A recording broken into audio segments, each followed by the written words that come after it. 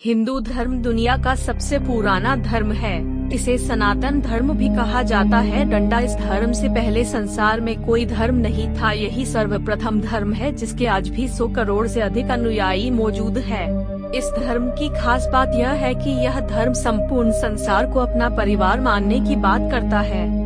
आज हम जानेंगे कि हिंदू धर्म कितना पुराना है और हिंदू धर्म से जुड़े बहुत से तथ्य जो आपको पता होना चाहिए। वर्तमान शोध के अनुसार हिंदू धर्म 12 से 15,000 वर्ष पुराना है, किंतु वेदों की माने तो सतयुग लगभग 17,28,000 वर्ष, त्रेता युग 12,96,000 वर्ष, द्वापर युग 8,64,000 वर्ष और कलयुग 4,32,000 वर्ष का बताया जाता है। और भगवान राम का जन्म त्रेता युग में हुआ था एवं द्वापर युग में भगवान श्री कृष्ण जन्मे थे।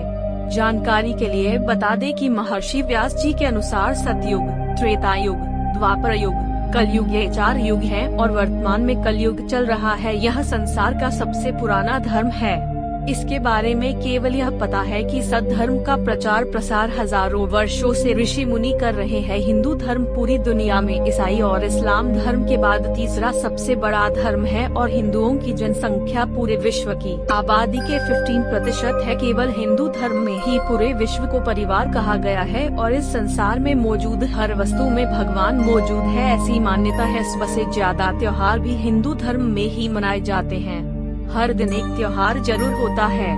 दानवों के गुरु शुक्राचार्य माने जाते हैं। ब्रह्मदेव के पुत्र महर्षि भृगु इनके पिता थे।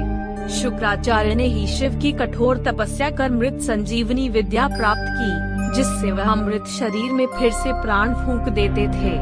ब्रह्मदेव की कृपा से यह शुक्र ग्रह के रूप में पूजनीय है। शुक्रवार शुक्रदेव की उपासना का ही विशेष दिन है। देवताओं के गुरु बृहस्पति माने गए हैं। पौराणिक मान्यताओं के अनुसार वे महर्षि अंगिरा के पुत्र थे। भगवान शिव के कठिन तप से उन्होंने देवगुरु का पद पाया।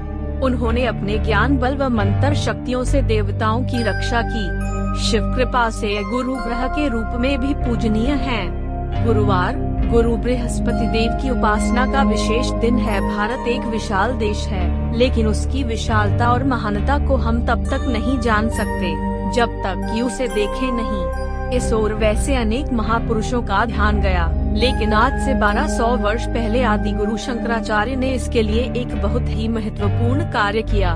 उन्होंने चारों दिशाओं में भारत के छोरों पर 4 पीठ मठ स्थापित। उत्तर में बद्रीनाथ के निकट ज्योति पीठ, दक्षिण में रामेश्वरम के निकट श्रृंगेरी पीठ, पूर्व में जगन्नाथपुरी में गोवर्धन पीठ और पश्चिम में द्वारिका पीठ।